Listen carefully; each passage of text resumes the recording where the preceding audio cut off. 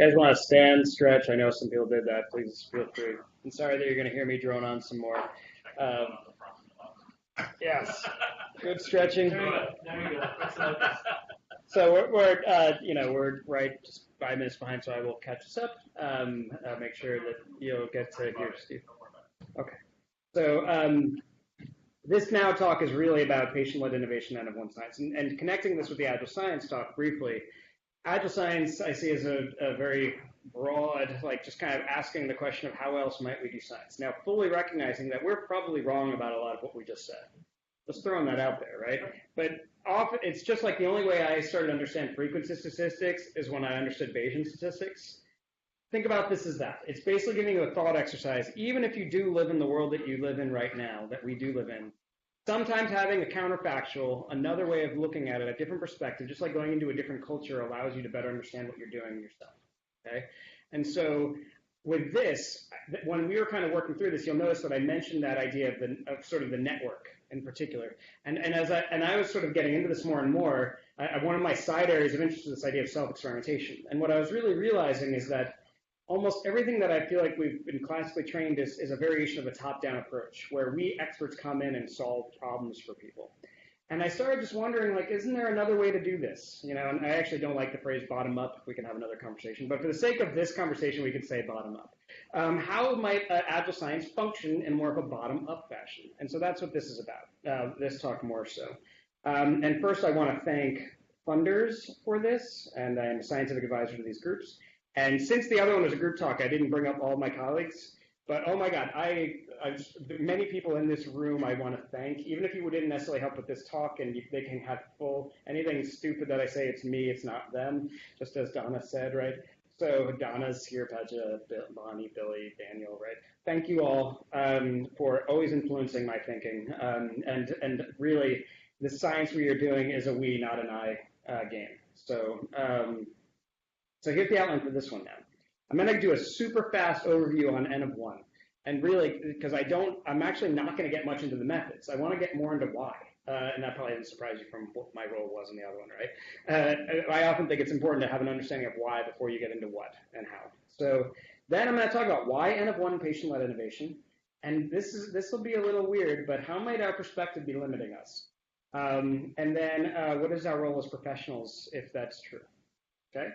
So first I'm going to start off with why particularly we are here with mHealth, and in particular, sorry to semi-quote myself, but this was Sherry who said it first, so it was really Sherry Pagodo. So there's no lead actor in digital health. There's only an ensemble cast, right?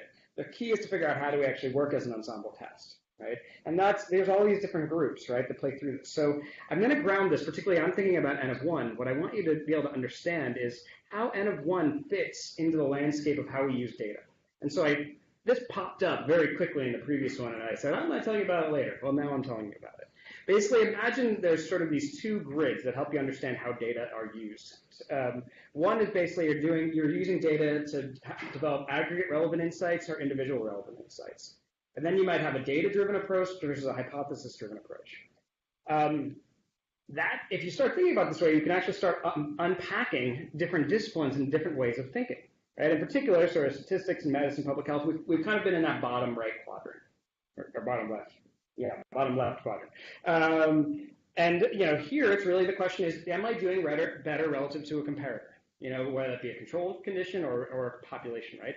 But basically success is I'm doing better than a comparison, which is good. That's an important criteria of success. Second one, this is where machine learning kind of comes into play, and a little bit of artificial intelligence, although it kind of spans this one in the upper quadrant. Basically, the question here is, are there clusters that are aggregating in data, right? So that's the big data question. Can I see interesting, meaningful clusters that matter, right? Going up, this is sort of reinforcement learning, recommender systems. This is basically, I know what success is. Like, for example, I want you to buy more stuff, and I'm going to throw things at you and see what you respond positively to, and I'll do that more. Hence, like the little rat model, quite literally inspired by behavioral operant conditioning. So, but that's what's happening in Amazon's recommender systems, and usually it also builds on, hence the AI structure, it usually builds on the stuff from machine learning, right? But that's another way of using data. I want you to hear that I'm actually working through success criteria. Success, comparison to another group. Success, clusters. Success, I know what it is, I'm just going to get you to do it. What is success within an n-of-1 frame? Well, you heard this from Daniel's talk yesterday. But what we care about is prediction of the future for an individual, units. Now notice a unit, right? It could be a person, but as Daniel said yesterday, control systems engineering doesn't live in a human. We're actually pretty sure we might have been the first to do that in system identification, right? So a unit could be a chemical power plant. It could be a city, right? And so n-of-1, first thing to note is n-of-1 is about some meaningful units, okay? But here is actually the system identification diagram that Daniel showed you yesterday, where we're trying to figure out how well are we at predicting future responses of an individual from a model, okay? So this sets up a very interesting question, right? Because what we just did is if when you look at this, you actually see that they have different criteria of success. And often we forget that, right? Like, are we trying to get at a comparison? Maybe. Are we trying to get at patterns? Maybe. Do we know what success is and we're just going to manipulate it? Are we trying to predict the future? If you don't know that, you might end up using the wrong method to actually answer your question, okay? So I'm going to be spending all of my time up here. Why? Because my sense is that pretty much this has been our classic. This is where we've been going, and this has been undervalued. And I'm going to show why I think it's actually been undervalued. So this is how it's been discussed lately within a medicine context, right? So an n-of-1 trial. This is basically the idea you have a single patient, you do multiple crossovers back and forth on a concept. You can randomize that or not. You do systematic collection of data on those intervention components. It may include randomization, blinding, placebo, and you're basically looking at time series data. And this is from a colleague and friend of mine, Ian Coronas at Columbia. So the key thing that we often think about for this is, why is this valuable? It allows us to unpack the known problem of heterogeneity of treatment effects, right? For some people, the intervention is beneficial. For some people, it doesn't do anything. And for some people, it actually could be deleterious, right? And from our randomized control trial design, that is averaged out. Why? Because it's aggregate relevant, right? And so we can learn this, okay? But the idea is we look at heterogeneity of response, and then ultimately what we do is say, okay, well, now we learn this, we can aggregate this. But notice what we just did. We just put success criterion on n-of-1 on an aggregate relevant dimension. It doesn't make sense. That's not what the success criteria is. The success is, can I predict the future for a single unit of study? Did you get that? That's actually a pretty big difference, okay? We're judging n-of-1 on the wrong criteria. Well, let me unpack that a little bit more. And that's what I said. I don't want to go into great detail, but in particular, if you want to kind of see this, I actually have a little blog post that I wrote for this project that I'm about to go into great depth about, sort of thinking through the different, we have our sort of external evidence pyramid, if you will, which is about basically a comparison to others, but you can also think about an individual evidence pyramid, which is basically the higher you get, the better you are at predicting the future, okay? With system ID, everything that Daniel was describing yesterday, that is the apex of this, at least so far from my understanding. Okay, so it's different now. So I'm setting up the idea that my success criteria is predicting the future for an individual. Did you get that? I'm not making a comparison to something else. And let me just drive that home before I move on. Here is the risk of a comparison model, right? Let's just say, for example, that you have a bad intervention and you compare it to a worse intervention. You run your randomized control trial and you find that bad is better than worse. What do you still have? You still have a bad intervention, right? That is a plausible risk when you live only in a world of comparison, okay? So, and I'm not saying that's not, you just heard all the things about I love randomization with all the stuff that Pedro just described, right? So I'm not knocking it. It's just that you have to know what your question actually is, okay? And the limitations of it. So why engage in n-of-1 and patient-led innovation? Basically, the assumption I've been landing on lately is people know things. Now, the problem is people don't know what they know, but that's actually what we need to try to be unpacking, right? Basically, there's going to be some things that are truly known truths. Daniel mentioned this yesterday as first principles, right? If we actually know something, we should use it. But then, of course, there's the really dangerous side of things that people know, which is assumptions, particularly the implicit assumptions that they don't realize they're making. I get it. Those are dangerous, right? But ultimately, what we're trying to do is figure out how do we unpack what's a known truth versus an assumption, and then figure out data to help us kind of check this model and move forward, right? So what do I mean by that people know things? So this is my PhD student, Siley. She did some self-tracking. Long story short, she was trying to improve her sleep, and she had this intervention idea that she had for it, where she ran a little n-of-1 trial on herself. And you know what happened? And this happens pretty much, I've probably had like 50 students, 100 students go through n-of-1 trials with me. Almost always they pop up and say, you know what really happened? X happened. This one, my boyfriend is really screws with my sleep, was basically the response was silent. Or here's another one, Eric Daza. He was trying to figure out how coffee influences his sleep. And he basically was like, you know what? It's not coffee, it's work. I work too much, right? That's not what he was intervening upon, but he saw that, right? So a key thing about this is that, hey, like individuals actually know something about their life, right? So as a statistician or an expert, we come and we look at the data. What we see is an outlier. What they see is, I went to a wedding. Of course my food consumption bled like crazy, right? That's an interesting thing from a causal model standpoint, right? They maybe don't know definitively, but can't you make a pretty good assertion that you went to a wedding and you ate 5,000 calories, that might make you gain some weight? We know something about calories, right? Okay, just to put that boom, right? And so coming back to this as a causal model, now linking this up, arguably, people know things that we probably don't that help us to fill in these complex causal models that we were talking about. They understand those preconditions, the context, the things that we weren't yet thinking of. If we can figure out how to tap that and take advantage of that, that's actually pretty powerful. And notice bonding on causal models, right? So that's one half. Basically, I think it'll actually help our science. But that's sort of still a top-down sort of structure. I'm going to now go bottom up, right? And as I mentioned, Dana built her own artificial pancreas system, as I already set this up, right? There's another thing that people know. People know what they need better than we do. Now, sometimes they can't articulate it. That's very true. Sometimes we have to help frame this question, right? But oftentimes, that people have a much more intimate knowledge of their own lives than we do. And so how do we build the tools, the circumstances, the structure to help them to actually solve their own problems? So Eric von Hippel has been doing work on this for years at MIT. It's called Lead User Innovation if you want to look through it. But you want to know basically a way to summarize Eric von Hippel's work? Necessity is the parent. He corrected me when I said mother. He said that was sexist. I was like, that's weird. But necessity is the parent of invention. So it's basically like people who have really strong needs, they probably solve stuff. Why don't you go see what they did and then figure out how you transfer it to somebody else? Arguably, that's what Dana did, right? So then the question is, as a professional, how can we support that to happen more often? Okay, and I'm going to show you some examples of how we think of this. But before I do that, I want to hit on how might our professional perspective actually limit us in doing this work. And in particular, this is a Robert Wood Johnson Foundation grant that Dana is the PI of and I'm co-PI of. We're basically trying to ask this question of how do we advance and open pathways for innovation where we basically integrate the knowledge and expertise of individuals into our science and our thinking. Okay? So the first thing that I want to hit on is going back to this. This is another way you can look at this model is to think about a concept of disciplinary intuitions. As I've been thinking about disciplines, I feel like we are often bound by at least two things. Sometimes one, sometimes the other, a lot of times both. Basically, what is our belief system about root cause of problems?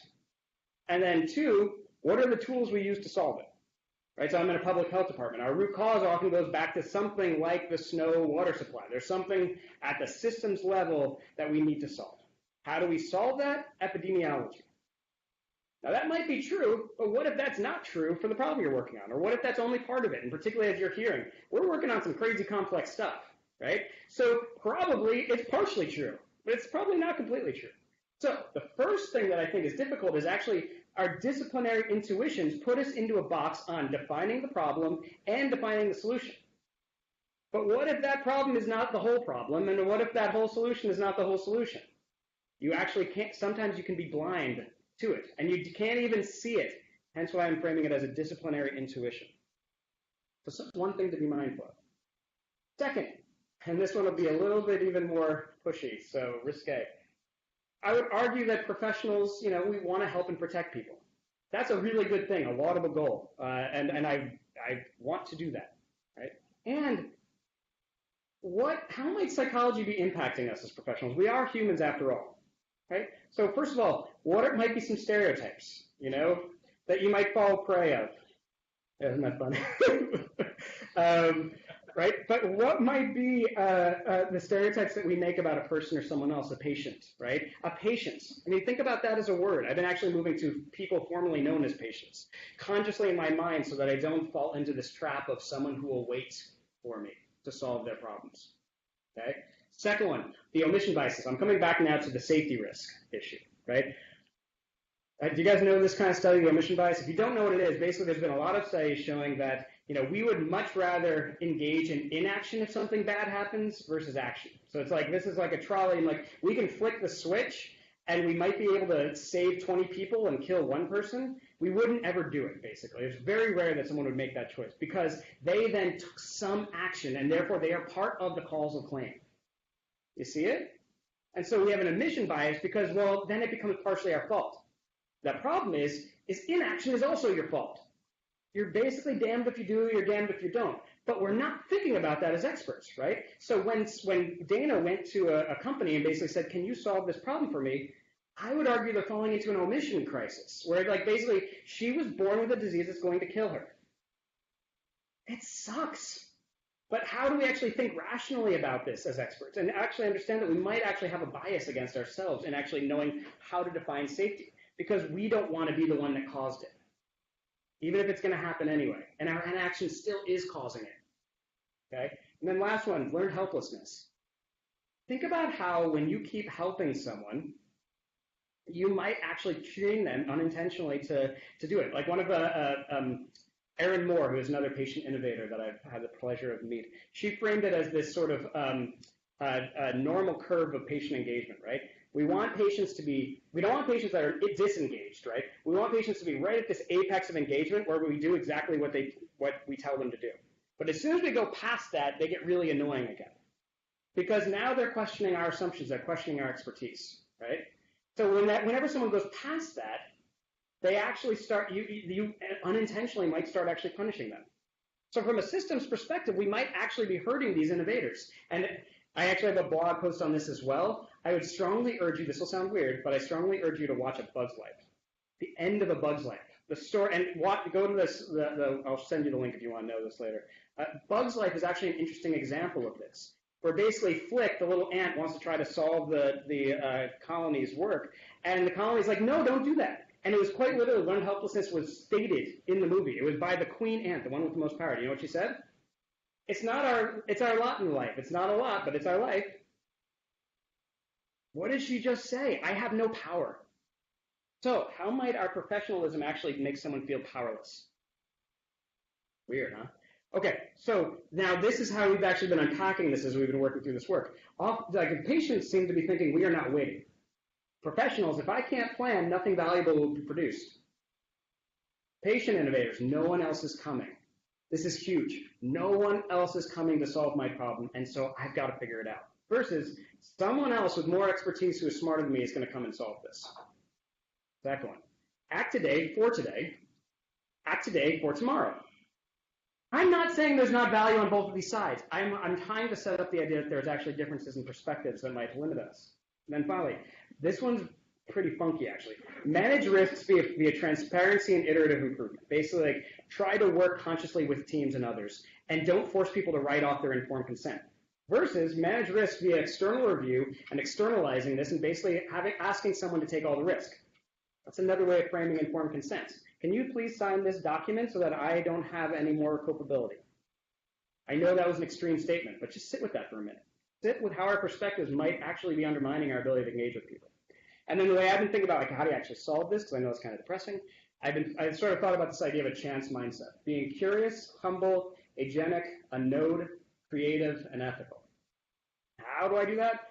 Thinking about this in terms of these questions. Curious, what else might be true? Humble, how do you know that? Whatever it is you know, how do you know? Agenic, honoring the agency of individuals. Every individual has the ability to make a choice. And sometimes we actually think our job is to build a choice architecture. An unintended consequence of that, you might actually be limiting someone's agency. Now that's an interesting tension, but we can come to that later. Node, rejecting the notion of being a PI. This is going to sound really strange, but I firmly reject the notion of being a PI at this point. Why? Because I don't think that my job is to solve the problems, because I can't fully understand something. I see myself as a node within a network, trying to solve far more complex problems than I can solve alone. Creative, how might we? This is a classic design question. How might we do this? I don't know, figure it out. And then ethical, how do I mitigate risks? And not kick it off down the can to somebody else. How do I mitigate these risks? Okay, so then if that's the case, then what do we do? What is our role? So first of all, this is another one that's kind of grown out as Dana and I have been working through this, and also Eric Johnston and John Harlow and Siley Boddick, my PhD student. Sort of the classic model I think we tend to think about is we're going to help science first, and then help clinics, and then we might help people eventually, right? Act today for tomorrow. Patient innovators say, no, let's help people, and then then we can help the clinic, and then we can actually help science. Right now we're doing on-call data science work for this patient community. And so this is our model. This is our mantra. It's like if we can't help the person we're working with, we don't start. It's a funky model, right? But what if we actually helped real people first? What if that was a grounding structure for us? And in connecting that back to Agile Science, if you can actually help one person and you actually know it works, well then you can ask the follow-up generalization question of where else might this be useful, right? It's a different starting condition. Okay, and so in particular, it comes down to what is success for whom, right? So this is a classic design trope. You can have it be fast, cheap, or good. Pick two, because all three doesn't exist, right? But the question that you're actually engaging in, debilitating, or engaging around is sort of asking this question of what is success and for whom, and knowing that that actually is an optimization function, right? So let me show this a little bit more concretely, right? Academics versus industry, right? Industry often challenges saying, this needs to actually work in the real world, just so you know, right? Academics and civic leaders, I don't have forever. I can't wait for your evidence. I need to make a decision. Professionals, to patients. Patients, I hope you heard this. Patients know something too. And then discipline X to discipline Y. My work also has meaning. I'm not just in servant of you. Like, we actually are thinking about this together. How do we have that conversation? Right? Those are success criteria, right? So the first step is actually having a conversation on what is success and for whom. It helps. Second, can we build toolkits over tools? What do I mean by this? One way you could think about what Dana has was this was a variation of a toolkit. Of course, it wasn't built to be that way. She hacked it. But a continuous glucose monitor, an insulin pump, and a smartphone, heck, what can you do with that, right? That's an interesting question. How could we be building toolkits for people such that we actually build the parameters so that they can customize it and make it work for their own needs? It's a different question than what we normally do. This is how do we build the context so that they can solve the problem versus we're going to come down and solve the problem for you. Solving for you is building tools. Building the context to let them solve their own is building a toolkit. Get the difference? Let me show you some examples of this. One big one, now connecting back to EPI and other work, proximal outcomes are a really powerful toolkit, part of the toolkit. Why? You're building a bridge between this. Like the way I sort of think about it is EPI starts with death and goes backwards, and design starts with a single interaction and goes forward. The sweet spot is actually linking those two things in between through epidemiological work and causal models, right? So that is why is this such a powerful thing to actually have something meaningful in between? The more you go down this path, sorry to keep jumping back and forth, the more you keep going down this path and make it more proximal and it's meaningful, the faster you can learn and iterate. You see it, right? Because if you're waiting for death, you literally have to wait 80 years to get a data point, or 100 years. That's a problem. Okay. So another one is, this was actually some work I had done with self-experimentation for behavior change. And in particular, just think about this as a toolkit. What we did was we basically built out, and first this was a 3-arm randomized control trial. So again, I do RCTs. I'm not knocking them. There's a place for them, but that's a whole other conversation. Unstructured. Everybody basically got this. They got a self-tracking app. They got basic instructions on how sleep hygiene works, and they actually had 4 sessions with a researcher. And then what we did is 2 other conditions. One group was basically trained in fundamentals of behavior change. I won't go through the whole tutorial, but like basically the idea is how do you actually help people to be self-experimenters? So basically build a behavior change plan. And then another person, they basically got this plus this little just-in-time system. To be frank, when I first started thinking about just-in-time adaptive interventions, I thought I can't possibly understand the context well enough to solve this problem. And so my first intuition is, why don't I make this bottom up? They probably do. How do I build a toolkit? So this toolkit, I'm going to tell you about my own version of this, where I was trying to get myself to floss more. And so basically I turned my house into a Skinner box. So what I did was I put a motion sensor in my bedroom. And between 8 and 10 p.m. when I walked into my bedroom, the Mission Impossible theme would play out of my bathroom.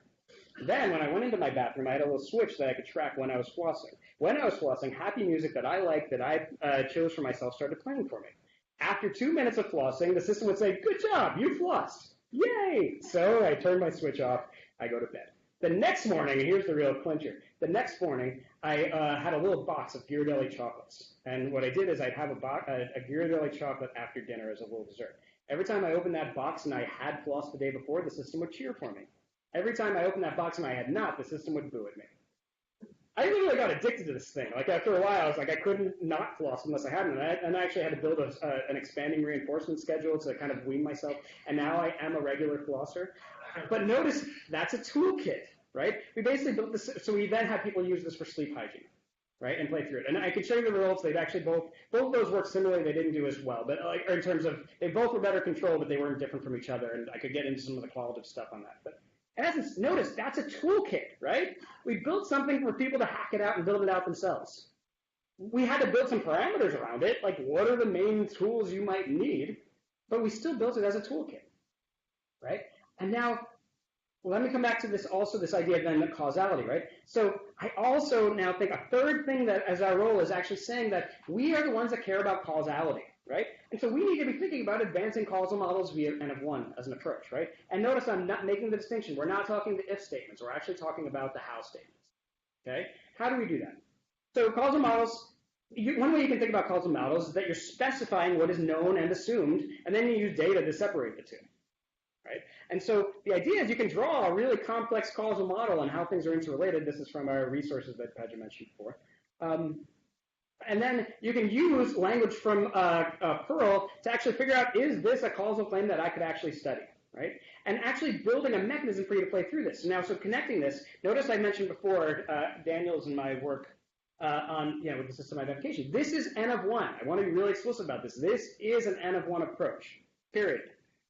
What are you doing? You are doing n-of-1 theory testing. We are actually asking here. Now, the key difference between this and micro-randomization trial, this is really important.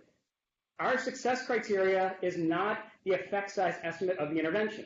That's an if statement. Our question in system identification is, did we build a causal, not a causal necessarily, we're actually hoping, that's actually our summertime work. It is not necessarily causal, just to be clear. That's not where system ID is. But how can we build a model that is predictive of the future? Or useful and predictive, where you have estimation and validation data sets, right? So the success is actually about the model itself, not about the intervention. Get it? It's a subtle but a really important difference. My success criteria is different in a system identification experiment versus micro-randomization. Technically, you can do a micro-randomization trial and then actually do system identification analyses, just to be clear. But I want to make sure you've got an understanding of the intent. And if you want, Daniel mentioned this yesterday. We have a tutorial on a deep dive on how to think about control systems engineering. I'm honestly not going to go through all of this. Daniel went through quite a bit of it yesterday. It's a completely different philosophy on how you think about science. Honestly, it's taken me 6 years to figure out what the hell's going on. But now that I get it, just like I now understand frequency statistics because I understand Bayesian statistics, I feel like I have a better understanding of our science because I got to separate from it. So take a look, read through it. The other thing that I wanted to mention, and so basically this builds you out a mechanism for actually thinking about generalizability, and Perl calls it transportability. This idea of basically, how do I take a causal model and ask the question of, okay, well, with these data and these results, how likely is it that this insight would be transportable to this other context based on my belief systems and based on the data? And one last thing to note here is this is very Bayesian. You're basically constantly going back and forth between a prior statement and then a posterior, and you're having those go back and forth, right? Now, some people would say, well, that's very subjective. But another way to say that is, if you don't articulate that, you are not taking into account, you're not building a mechanism for you to actually engage with what is known versus what is assumed. And therefore, a lot of information is actually lost, okay? So it's really problematic. So building a mechanism where you can actually work that out, you can actually start to explore these questions in a more accumulative fashion back to Agile Science. So, and then this is totally aspirational. I have no idea if this is true, but this is our model that we played through. What if instead of us running meta-analysis, which is about one link in this chain, what if we actually could eventually get to a place where we actually use the entire knowledge base, the evidence base, to run meta-causal models, where the evidence could be gathered in such a way that we could actually explore this? It would be something like a structural equation model, or probably not that. I would probably closer to a dynamical. I'm not going to get into the details. Something like a structural equation model linked with Perl's logic of causality, and where you actually have estimates for each one of those. That's really a thought experiment. Just throwing it out there. I think that would be cool and a way to really build out a way to accumulate our knowledge base. And then finally, I'm going to link this to Steven's coming up next. So Steve is going to be talking about precision medicine and all of this program. right? And so this also has a role in actually advancing interventions, right? And so particularly the way I tend to think about precision health, I've noticed I intentionally switched it from medicine to health based on some work I've been doing with others, a paper almost done. There's basically four intervention classes that then can get mixed, right? Pharmaceuticals, medical devices, behavioral policies. Each one of these can feasibly have some sort of precision frame, right? In particular, the way I tend to think about it is there's sort of at least three conceptual classes from a sort of generalization standpoint. Things that universally work. They always do it. Those are great whenever we can find them. My hunch is we're probably getting pretty close to the limits on the universal ones, right? So then the next one is what I think often is discussed in precision health, which is basically tailored interventions. What we do is we take into account information from prior people and then use that to articulate decision rules for the next cohort. Notice the machine learning clustering coming into play, right? Or you can do moderation analysis, but that's still an aggregate question.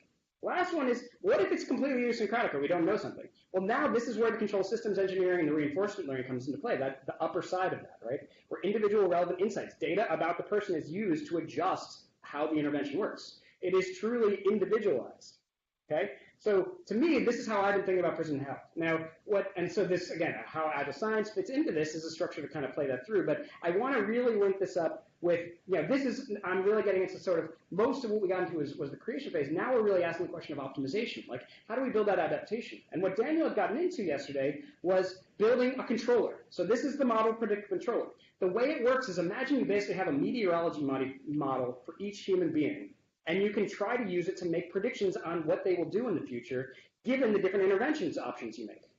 And so what it does is it basically runs a bunch of simulations on all the things it can feasibly do. And it's just balancing out the math. It's basically saying the one that makes the best logical decision for tomorrow, that's the thing we're going to give them. So, okay, I'll give them 7,432 steps tomorrow.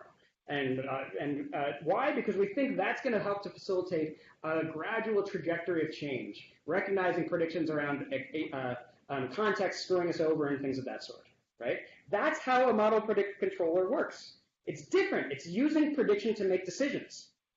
And it's using prediction from a person to make decisions. You see it? Different. It's individualized.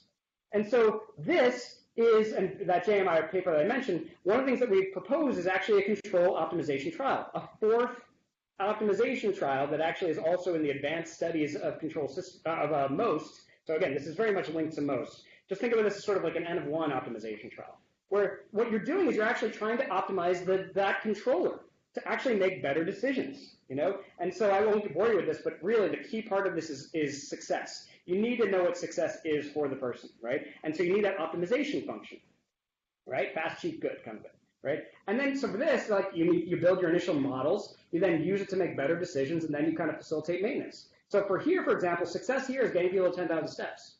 For here, it switches to let's do 10,000 steps and interact with them as little as possible. Right? It's a new criteria that you've just added in. That's how the system basically is working. It's basically trying to get you there based on all it knows about you from the prediction model that it has. It's a control optimization trial. Okay? And if you haven't heard this phrase, a learning healthcare system, arguably this is probably a more logical model for how you're going to do a learning healthcare system, which is basically the idea of how do you get it such that the information from EHR and whatnot is actually used in a functional way so that you can constantly have iterative improvement and evaluation. So, and that's more of an N-of-1 way of thinking and questioning. So in conclusion, why N-of-1 and patient-led innovation? People know things about themselves and context. And if given toolkits over tools, they can solve some things. How may our perspective discipline limit us? Disciplinary intuitions may actually be blinding us. And power differentials can limit our advancement. And it's the learn helplessness piece. And then what is the role of professionals? Help people first, then clinics, and finally science. Create toolkits over solutions. Advance integrative causal models, and controllers for individual adaptive interventions. Different way of thinking. Thanks.